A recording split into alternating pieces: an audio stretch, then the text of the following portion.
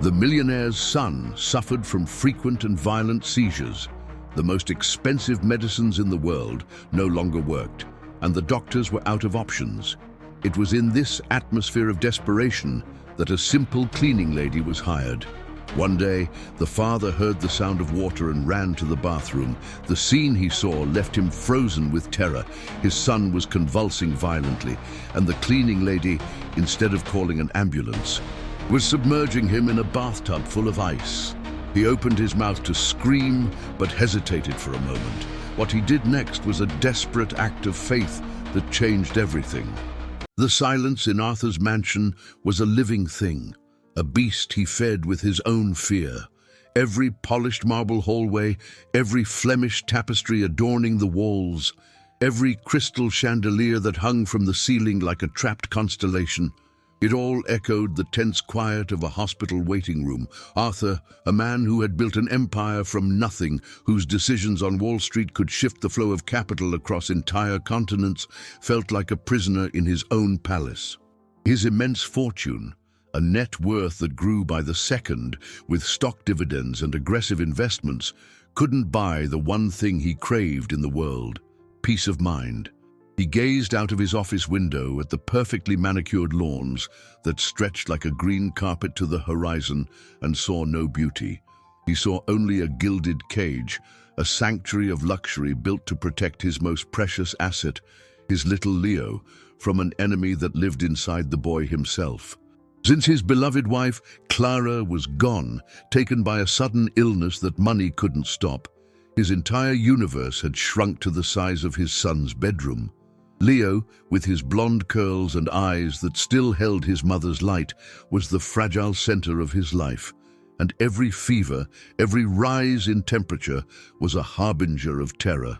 The febrile seizures came without warning, transforming his little angel into a trembling, helpless body.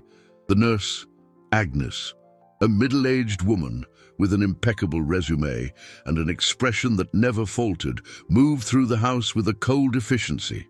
She was the embodiment of expensive, modern medicine, with her syringes, digital thermometers, and vials of imported drugs, paid for in dollars and euros without Arthur so much as blinking. But her methods, while clinically sound, seemed increasingly useless. She insisted on following protocol to the letter, waiting for the fever to establish itself before acting, in order, as she said, to get a clear clinical picture. For Arthur, that wait was torture. Every minute was an eternity of contained panic, a silent battle waged against the clock. Into this landscape of opulence and despair, a new presence had emerged, almost unnoticed. Helena, the new housekeeper, was a woman from the heartland, whose calloused hands told stories of hard work and whose serene eyes seemed to carry an ancient wisdom. She moved through the rooms with a quiet grace, her presence a stark contrast to Agnes's calculated sterility. While the nurse saw Leo as a set of symptoms to be monitored, Arthur noticed that Helena saw the child. She saw the boy who smiled at a bird on the windowsill, who burrowed under the blankets when he felt sick. She said nothing, but her gaze held a compassion that money couldn't hire. She was just a functional cog in the household machine, yet there was something about her that intrigued him, a calm he had long since lost. That night, the beast of silence began to stir.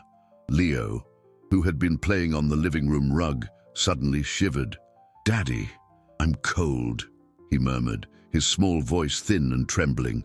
Arthur's heart leaped into his throat, a deafening alarm blaring in his mind. He touched his son's forehead and felt the heat radiating from it, the skin suddenly hot and dry. Agnes approached with her measured stride, thermometer in hand. "Let's get a reading, sir," she said, her voice an emotionless monotone. Arthur watched, his hands clenched into fists as she placed the device in Leo's ear. The seconds dragged on. The thermometer's beep sounded like a death sentence. Agnes glanced at the display, and for the first time, Arthur saw a minuscule crack in her facade of control. Her lips tightened almost imperceptibly, 103.1, and climbing fast. Icy panic enveloped Arthur. He looked at his son, and that's when he saw it. Leo's small hand, which was clutching a wooden toy car, began to tremble. A tiny, almost imperceptible tremor. But to Arthur, it was the start of the earthquake that would devastate his world once more. The tremor in Leo's hand was the trigger. For Arthur, that tiny, involuntary movement was more terrifying than any stock market crash he had ever faced. His business deals, his investments in crypto and high-risk hedge funds, that was all a game of numbers and logic, where he was always in control. Here, on the Persian rug of his own living room, he had no control at all. He was a mere spectator to his son's suffering. "Agnes, do something," he commanded, his voice raw, a weak imitation of his usual commanding tone. The nurse, however, moved with an infuriating calm. She opened her leather case, the metal instruments gleaming under the chandelier's light, and began to prepare a syringe. "Calm down, sir. The protocol is clear. We need to let the fever peak so the antipyretic has maximum effect and doesn't mask the underlying cause," she said, her voice as sterile as the alcohol she used to swab the vial. Her words were an echo of conversations with overpriced specialists. A cold logic that made sense in a doctor's office but dissolved into sheer cruelty in the face of his son's trembling body. Arthur felt a wave of impotent fury. What did the underlying cause matter when the danger was immediate, present, stealing his boy's consciousness away? His entire net worth, the assets spread across continents, felt useless. A pile of paper and digital numbers that couldn't cool a single degree of that fever. He looked at Agnes and saw, for the first time, not a competent professional but a healthcare bureaucrat, bound by rules that ignored the urgency of life. Meanwhile, Helena, who had been finishing cleaning the baseboards near the fireplace, had stopped. She wasn't looking directly, but Arthur could feel her gaze. There was a tension in her posture, her shoulders rigid, her calloused hands gripping the cleaning cloth so tightly her knuckles turned white. She disagreed. He didn't need to hear a word to know that, in her soul, this quiet, simple woman was screaming that Agnes's protocol was wrong. Leo's tremor spread up his arm, reaching his shoulder.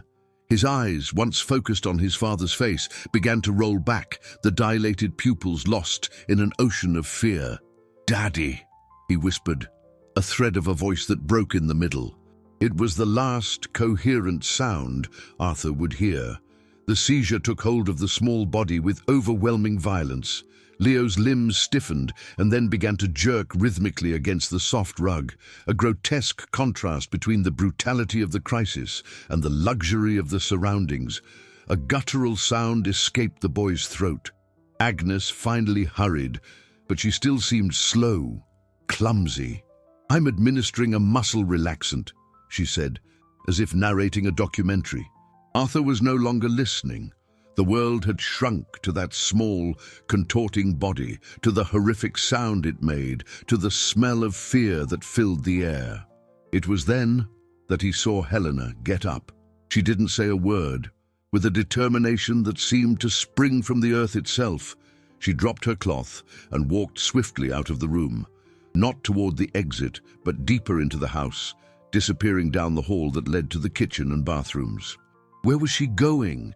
What did she think she could possibly do? The question barely had time to form in Arthur's mind, because at that exact moment, Leo's lips began to turn blue, a pale, sickly shade that screamed danger. A cry of pure terror finally escaped Arthur's throat, a primitive sound of a father breaking, watching his son's life slip away before his eyes. Arthur's scream tore through the mansion's oppressive silence. An animal sound that didn't belong in those halls of wealth and order. Agnes flinched, the syringe in her hand trembling for a fraction of a second. "Sir, please, control yourself. Panicking won't help the boy. I need you to step back so I can administer the medication," she said, her voice rising a pitch, the first real crack in her armor of professionalism. But her words didn't reach Arthur. He was in a tunnel, and at the end of that tunnel was only the terrifying sight of his son. his small chest heaving in spasms, his lips a blue that was the color of his deepest anguish. Control himself.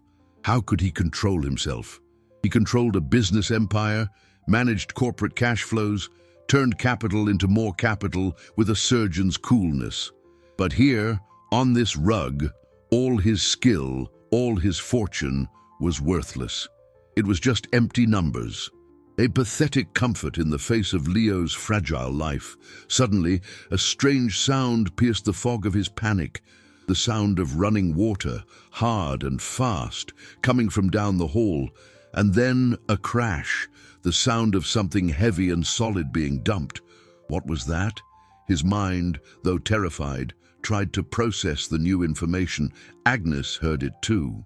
She turned her head toward the sound, her brow furrowed in annoyance. What in the world is that? Where is that woman? She can't just walk off in the middle of an emergency, she muttered, more to herself than to Arthur. Her complaint, however, was like a spark to a powder keg. That woman, Helena, she hadn't fled. She had moved with a purpose. The sound of water continued, now joined by a metallic clatter and the scraping of something heavy. Agnes, irritated by the interruption and insubordination, stood up. This is unacceptable. I'm going to see what she thinks she's doing. She left Leo, still seizing, on the rug and marched down the hall. The sight of the nurse abandoning his son, even for a second, shook Arthur from his paralysis. Fear morphed into a protective fury. He knelt beside Leo, touching his hot face, whispering his name, though he knew the boy couldn't hear him. Then he heard Agnes's voice, shrill and incredulous. "Are you insane? Stop this immediately!" "Stop it!" The nurse's cry, loaded with genuine alarm, was what finally made Arthur move. He left Leo and ran down the hallway, his heart hammering against his ribs, a terrible premonition taking hold. What could Helena be doing that would frighten even the cold, controlled Agnes? He skidded on the marble floor as he reached the door of the master bathroom, a vast suite that looked more like a spa. And then he saw it. The scene that unfolded before him would be burned into his memory forever, a nightmare made real. Helena, her work uniform soaked, was standing beside the enormous marble bathtub. The water was filled with ice cubes that floated like tiny icebergs, and in her arms she held Leo, whose body was still racked with violent spasms. Her face was a mask of fierce determination, and as Arthur watched, horrified, she began to lower his son, the treasure of his life, into the freezing water. "What are you doing? Let him go!" he screamed, his voice breaking with blind panic, lunging forward to wrench his son from this madness.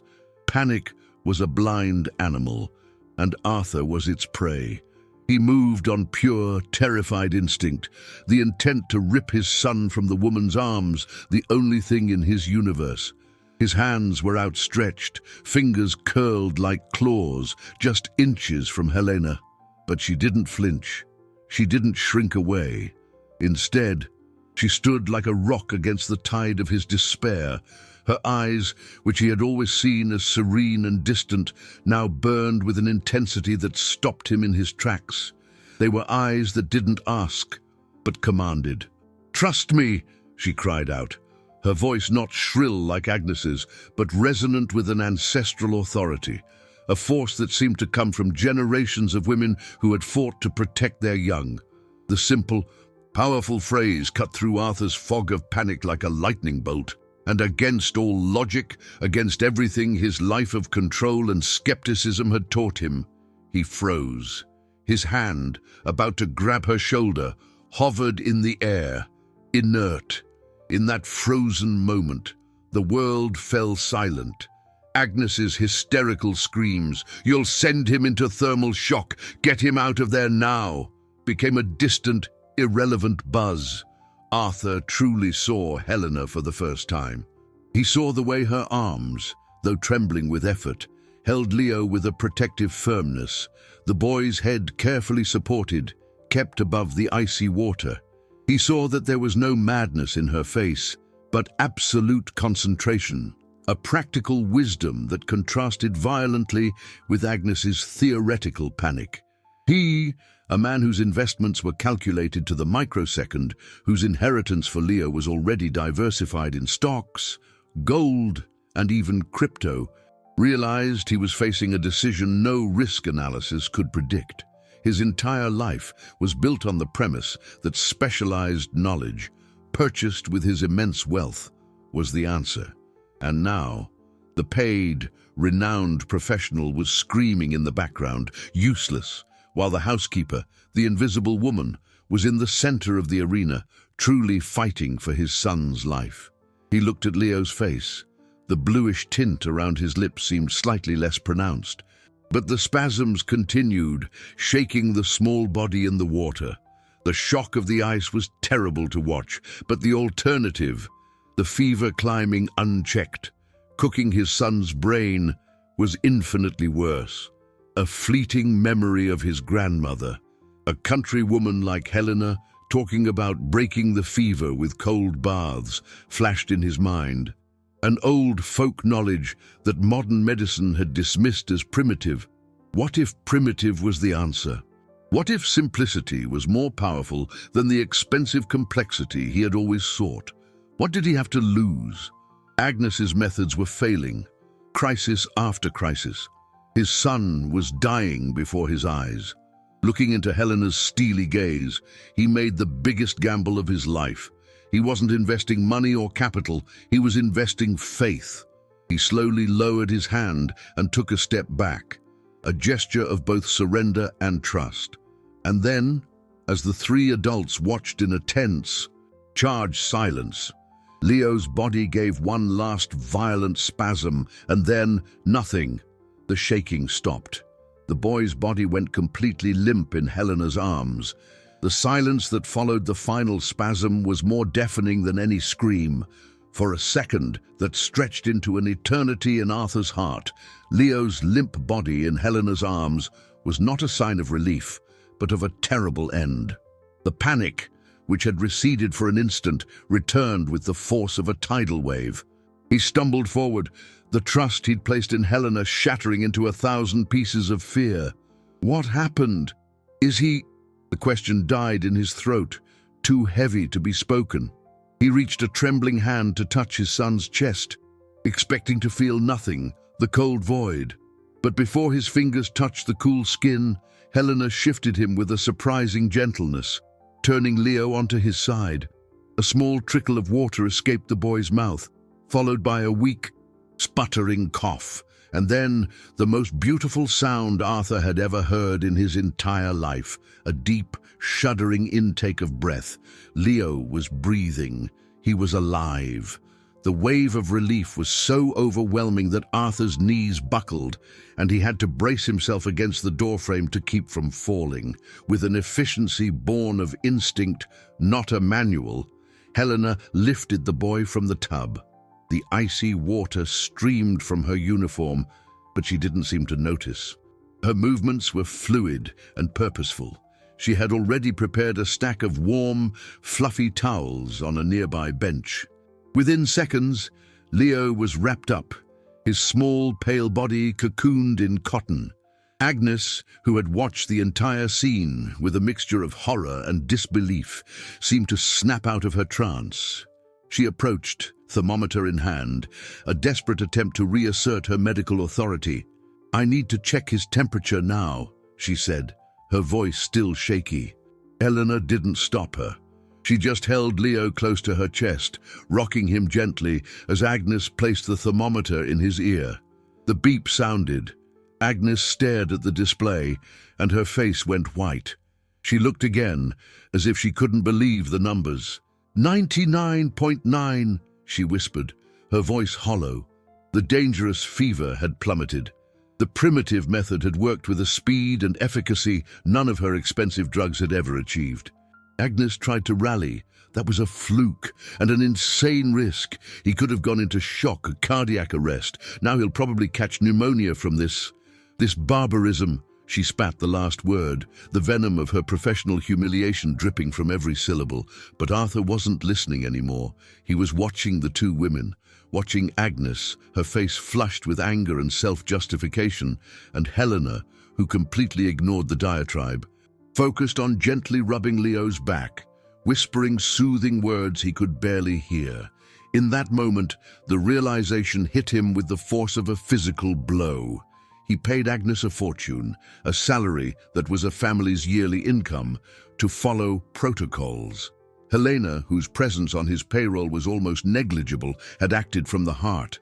One invested her time, the other her soul.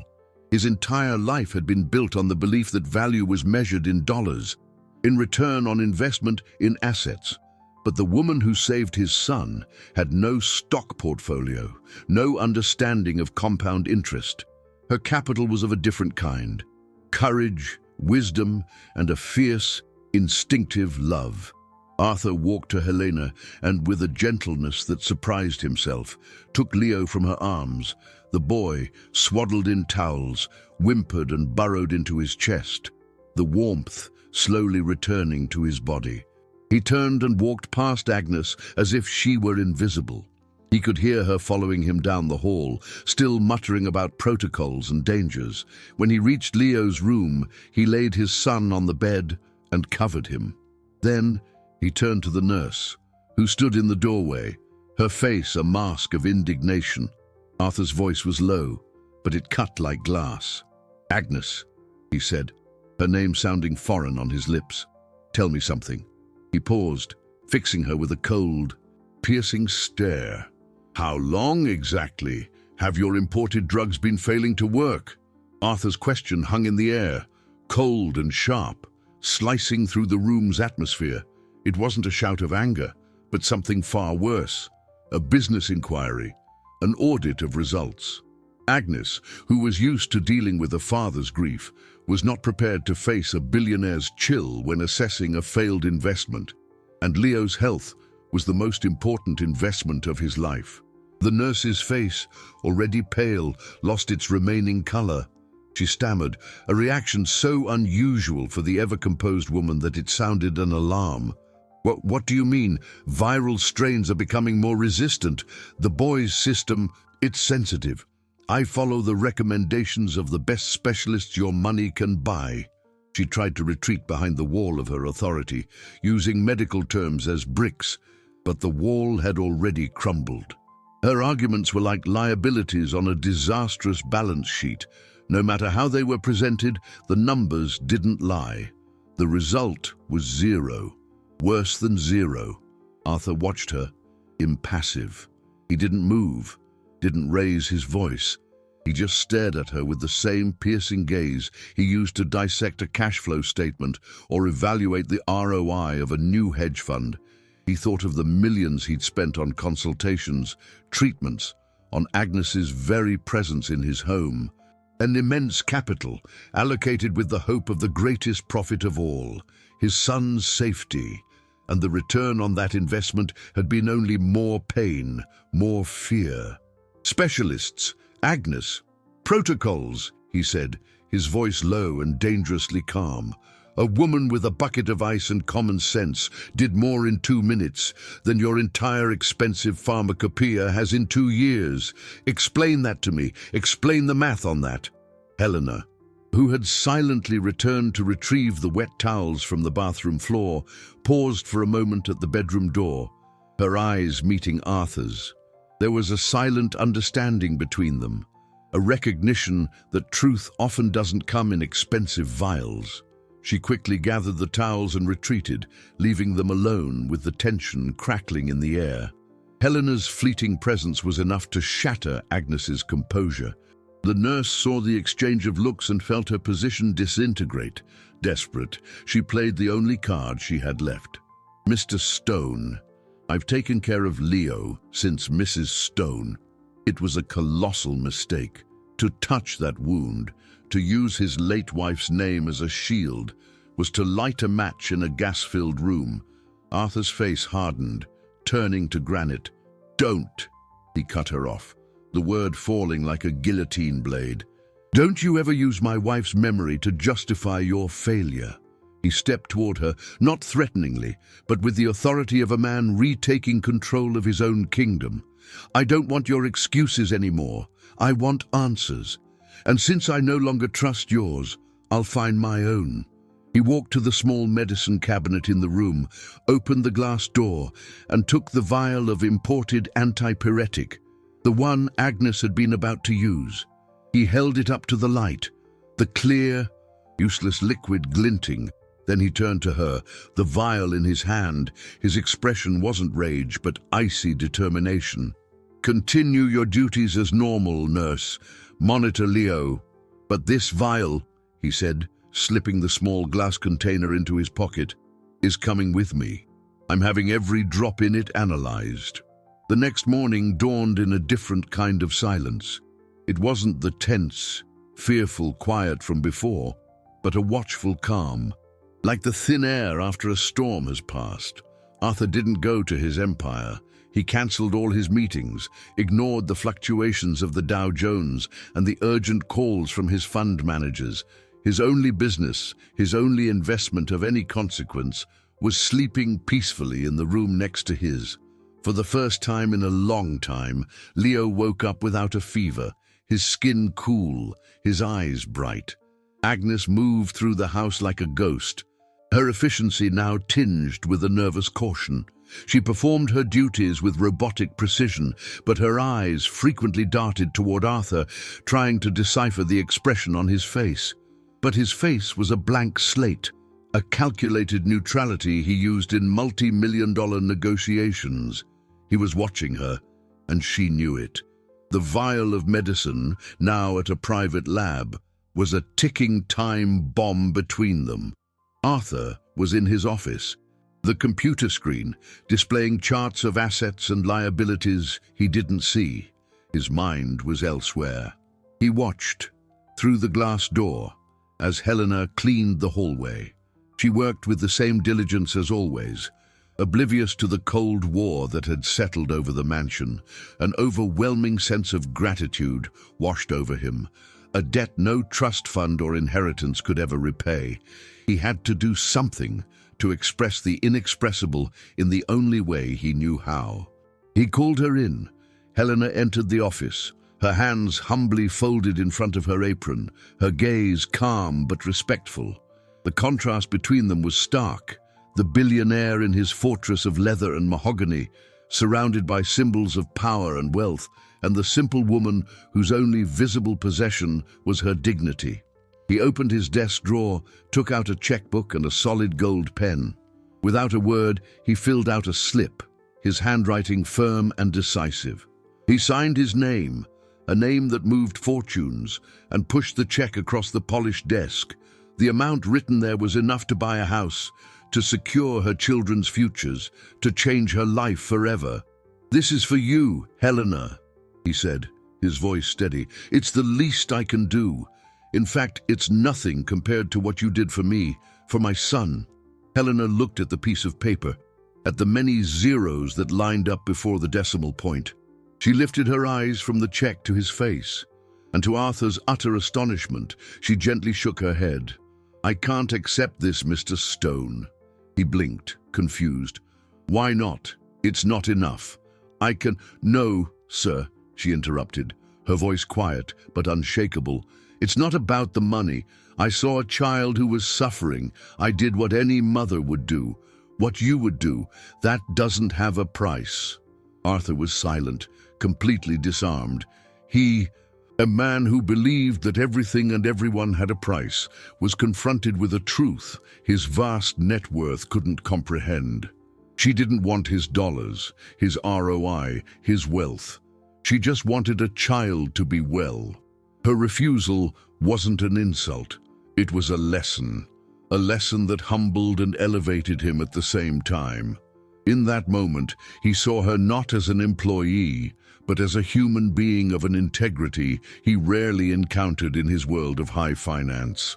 A new kind of respect, bordering on awe, began to bloom in his chest, and it was in that exact instant of silent revelation that a sound came from the small baby monitor on his desk. Leo's sleepy voice, just waking from his nap, his angel's voice. "Auntie Agnes, why does your special candy sometimes make me shake?" The words from Leo, filtered through the baby monitor's small speaker, landed in the office's silence with the weight of a tombstone. Special candy. Make me shake. Helena's refusal of the check, the lesson in humility, all of it evaporated, replaced by a cold, absolute horror that seized Arthur. His eyes locked with Helena's, and he saw his own panic mirrored in her face, a mutual, terrible understanding that instantly bound them in a pact of silence. For a second, the world stopped spinning. His entire vast net worth, the assets spread across the globe, the financial instruments that generated interest and dividends while he slept, it all shrank to insignificance. What was a multi-millionaire in the face of a revelation like that? He wasn't a tycoon, he was just a father, and his son was in danger, not from an illness, but from an act he couldn't even begin to name. With a swift motion, he shut off the monitor, the click of the switch sealing the moment. He brought a finger to his lips, a universal command that Helena understood immediately, nodding with grim solemnity. Arthur's brain, trained to identify patterns, to predict market movements and calculate the profitability of every deal, kicked into high gear, but in a new and terrifying territory. Agnes's candy, the shaking that followed, the crises that happened so conveniently, keeping the nurse indispensable, keeping the flow of payments for drugs that weren't drugs. They were candy, sugar pills. The word from the lab, which before had been a formality to confirm a suspicion of ineffectiveness, now became the key to unlocking a nightmare. The anger that began to bubble in his chest was cold and sharp. The betrayal was so profound, so calculated, it defied comprehension. He looked at Helena, the only other person in the world who shared this poisonous secret, the only one he could trust. "Helena," he said, his voice a controlled whisper, "I need you to do something for me. No, for us, for Leo." He was no longer speaking to his housekeeper, he was speaking to his ally. "Don't leave him alone with her, not for a second. Make any excuse. Say you have to deep clean his room all day, that you need to organize his toys. Stay with him, watch everything she gives him, food, drink, everything." Helena didn't hesitate. Her normally soft face hardened with a determination that mirrored his. "I won't leave his side, sir," she promised, and the word "sir" sounded less like deference and more like an acknowledgement of the battle they were about to fight together. The rest of the day was an unbearable charade. Arthur pretended to read financial reports, his mind replaying Leo's voice over and over. Agnes, oblivious to what had been discovered, tried to appear helpful, offering Leo his usual snacks, always under the watchful eye of Helena, who would find a smudge to clean or an object to rearrange exactly where the nurse was standing. Agnes seemed irritated by the constant presence, but didn't suspect the real reason. To her, Helena was just a meddlesome employee. The tension in the mansion was almost palpable, a static electricity that promised a storm. Every minute of waiting for the call from the lab was torture. Arthur stared at the phone on his desk, as if it were a coiled snake. Finally, in the late afternoon, it rang. The shrill sound cut through the silence. Arthur glanced at the caller ID. Precision Clinical Labs. His heart gave a painful lurch. He took a deep breath, looked toward the hall where he could see Helena's silhouette sitting in a chair outside Leo's room, a silent sentinel. He answered the call, his hand steady, his voice ice. "This is Arthur Stone." There was a pause on the other end. Then the lab technician's voice, professional and distant, began to speak. "Mr. Stone, we have the results of the analysis on the substance you sent us. It's, rather unusual." Arthur closed his eyes, bracing for the impact of the truth. "Tell me," he commanded, "what exactly was in that vial?" "Sir, the liquid you sent contains no active pharmaceutical ingredients, no antipyretic agent, no muscle relaxant, Absolutely nothing listed in any drug registry. The composition is, in fact, quite simple. It's a solution of sucrose and glucose, with a trace of inert food coloring and artificial cherry flavoring. Essentially, sir, it's sugar water. The lab tech's voice was clinical, devoid of emotion, but every word hit Arthur like a physical blow. Sugar water, the imported medicine, the cutting-edge solution that cost a small fortune, that was the cornerstone of his son's treatment, was nothing but a placebo, a sham. A special candy. Leo's voice echoed in his mind, now stripped of all innocence, heavy with sinister meaning. The anger he'd felt before was just a prelude to the volcanic fury that erupted inside him. This wasn't incompetence, it was deliberate manipulation, a calculated cruelty he could barely process. Agnes hadn't been failing to cure his son. She had been actively preventing him from being cured, keeping him in a cycle of suffering for her own nefarious purpose. He hung up the phone without a goodbye, his hand like marble gripping the receiver. For a moment, he was motionless, the epicenter of a silent storm. His first instinct was that of the businessman. The billionaire used to crushing his opponents. He wanted to call the police, his lawyers, to destroy Agnes, to ensure she could never harm anyone again. But then he thought of Leo. He thought of the trauma, the scandal, the pain an open confrontation would bring to his son. No, this had to be handled differently, with surgical precision, with minimal collateral damage to the only person who mattered. He rose, his body moving with a lethal calm, and walked out of his office. Helena, still at her guard post, saw the look on his face and stood instantly, her eyes filled with a question she didn't need to ask. He just nodded, a minimal gesture that confirmed the worst. Together, without a word, they walked to Leo's room. Agnes was there, sitting by the bed, reading a story to the boy who was listening intently. The scene was so domestically perfect, so normal, it was grotesque. She was the snake in his paradise, the monster hiding in plain sight. At the sight of Arthur and Helena in the doorway, her face tightened into a frown. Leo needs to rest. Too many people in the room can agitate him, she said, attempting to wield her false medical authority. Arthur ignored her. He knelt by Leo's bed, his heart breaking at the trust in his son's eyes. "Champ," he said, his voice gentle, "Daddy and Helena are going to take you for a surprise trip. How about we go see the horses at the stables right now?" Leo's eyes lit up. "Now, Daddy!" "Right now?" He turned to Helena. "Help him get dressed, please."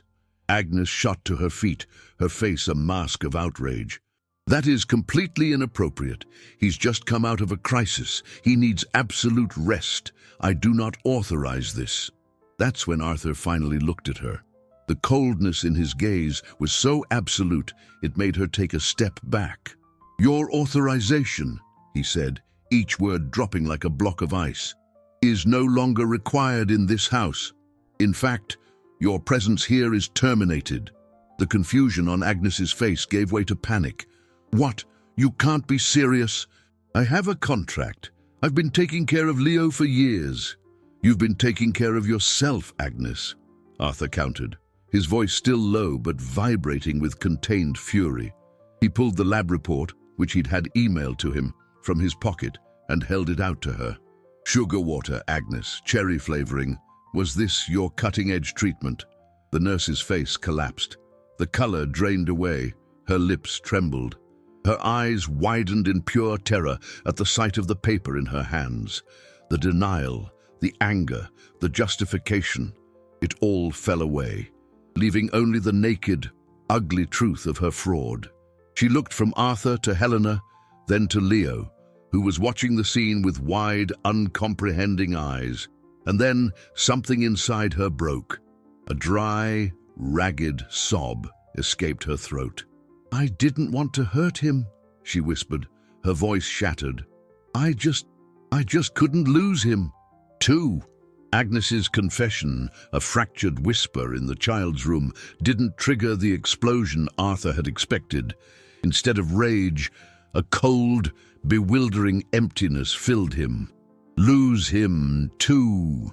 The phrase hung in the air, devoid of context, but loaded with a pain so palpable it momentarily silenced his anger.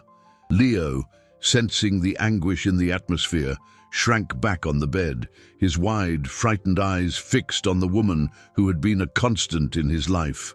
Helena, with a protective instinct, moved smoothly to the boy's side, placing a reassuring hand on his shoulder, a silent shield against the raw emotion flooding the room. Agnes's facade had completely disintegrated. She was no longer the cold, controlled nurse, but a broken woman, her face contorted in a mask of old grief. Tears, which he never imagined she was capable of shedding, streamed freely down her cheeks. "My son," Agnes said, her voice choked, her eyes lost in a distant memory. His name was Daniel. He was Leo's age, the same blonde curls. She paused, swallowing a sob that shook her entire frame. He had high fevers, just like Leo, and the seizures, they were exactly the same. Arthur felt a chill run down his spine. The story he was hearing wasn't an excuse, it was the echo of his own tragedy. He, who had lost a wife, stood before a woman who had lost a son. She wasn't just caring for Leo. In her twisted mind, she was reliving and perhaps trying to rewrite her own painful past. "I did everything the doctors said," she continued, her voice rising with desperation. "All the medicine, all the treatments, and one day he was just gone. The fever took him, and I couldn't do anything." The revelation was like a key that unlocked the mystery of her actions. The placebos, the maintenance of the fever and crisis cycle, wasn't an act of calculated evil, but one of sick denial. By keeping Leo ill, she kept him needing her. She was recreating the dynamic she'd had with Daniel, but this time, in her broken mind, she controlled the outcome. Leo would never be gone because the illness never truly ended. Arthur looked at this woman and saw, for the first time, not a monster, but a deeply wounded soul trapped in a cycle of grief and trauma. His fury dissipated, replaced by a reluctant compassion and a profound horror at the complexity of human pain. All his capital, his ability to analyze risk and profit, were useless tools to measure the depth of that abyss. He realized the justice he wanted wouldn't come from lawyers or courts. Agnes didn't need punishment, she needed help.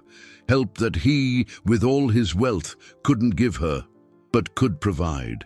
He stood up, his decision made. "Helena," he said, his voice firm but without its earlier hardness, "take Leo to see the horses. I'll handle this." Helena nodded, understanding the implicit command. She took Leo's small hand and guided him out of the room, the boy looking back one last time, confused, at the silently weeping woman. Alone with Agnes, Arthur picked up his phone. He didn't call the police. He called the best psychiatric hospital in the country, a renowned institution that treated the deepest traumas of the human mind.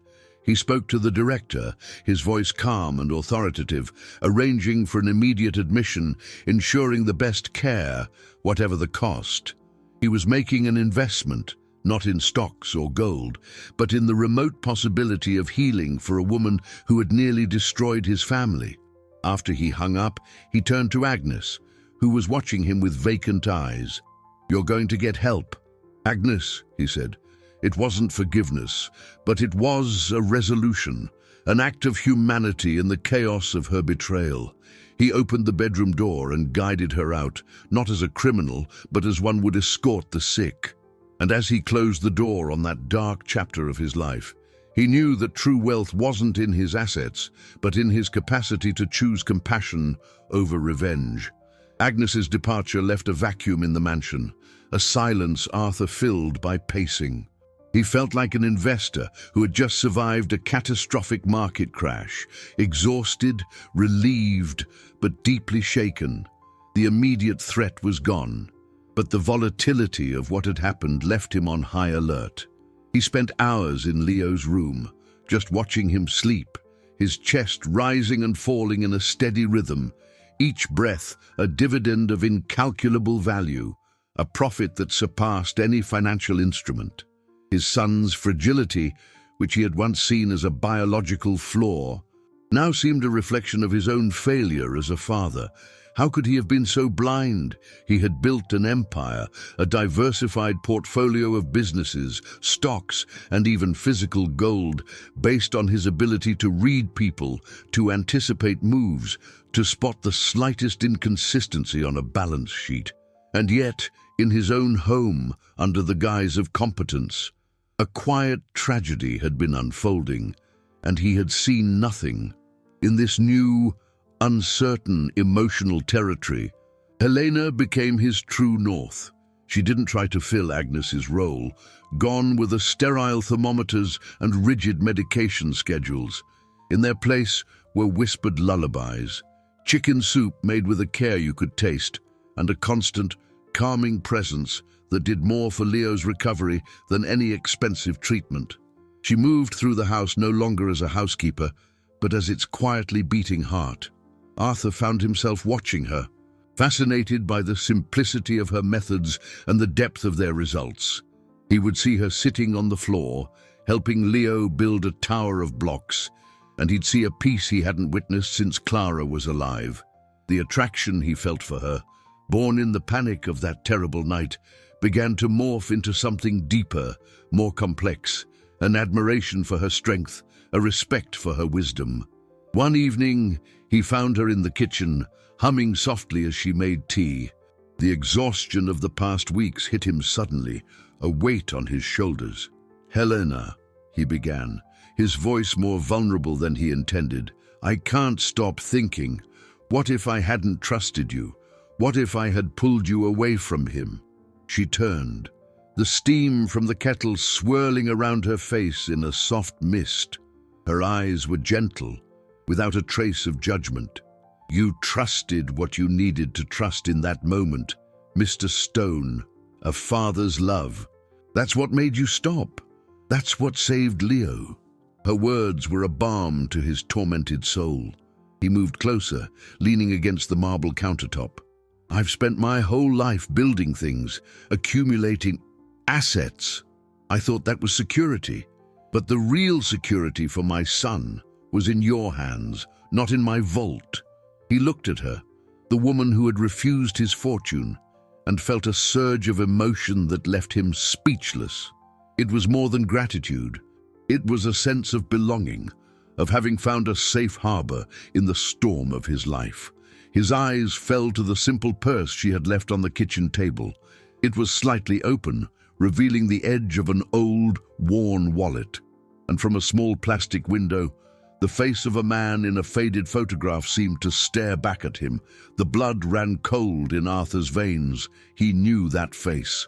A face he had spent the last decade trying to forget. The face of the man who, years ago, had been his partner, before betraying him and disappearing, taking a sizable portion of their first major investment with him. The face in the photograph. It was a ghost haunting the very foundation of his empire. Rick Vance, his first partner, the man with whom he had dreamed of conquering Wall Street, whose smooth talk and charisma had been the initial engine for their business, and whose betrayal had nearly ruined him. Rick had vanished with all their seed money, a sum that at the time had seemed an insurmountable fortune, forcing Arthur to start over from scratch, with a pathological distrust as his only companion. To see that face in the wallet of the woman in whom he had just placed the most sacred trust was like watching the stock chart of his safest investment plummet into an abyss in a single second. The equity of trust he had built with Helena, an asset that had seemed as solid as gold, was suddenly revealed to be a high-risk junk bond on the verge of total collapse. A cold, venomous question formed in his mind. Was this all a setup? Her presence in his house, the perfect timing, Leo's crisis. Was it all part of a long, cruel con to infiltrate his life and his wealth? He pushed away from the counter, the warmth of the connection he'd felt seconds before turning to polar ice. His eyes, which had looked at her with admiration, now scanned her with the coldness of a forensic auditor searching for fraud. Helena felt the instantaneous shift in the atmosphere. The tenderness in his face dissolved, replaced by a steel mask. She followed his gaze to her purse, to the protruding photograph, and a gasp of understanding and pain escaped her lips. She knew.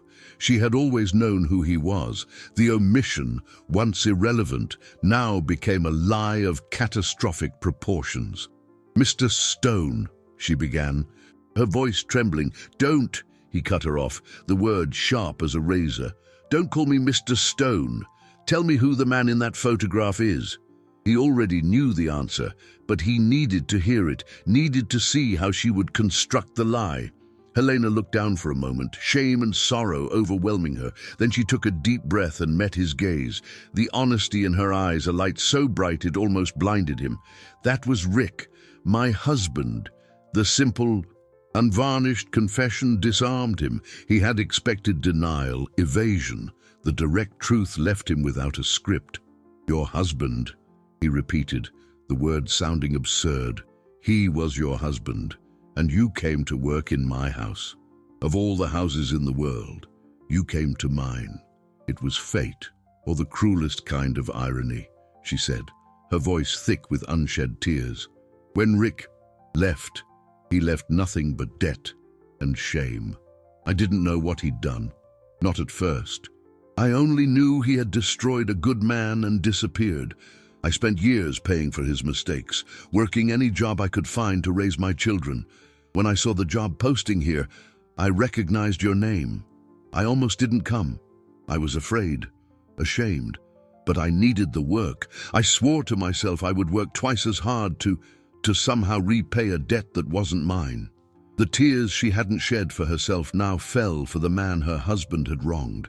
Her story, so full of pain and struggle, collided with the narrative of betrayal he had constructed in his mind.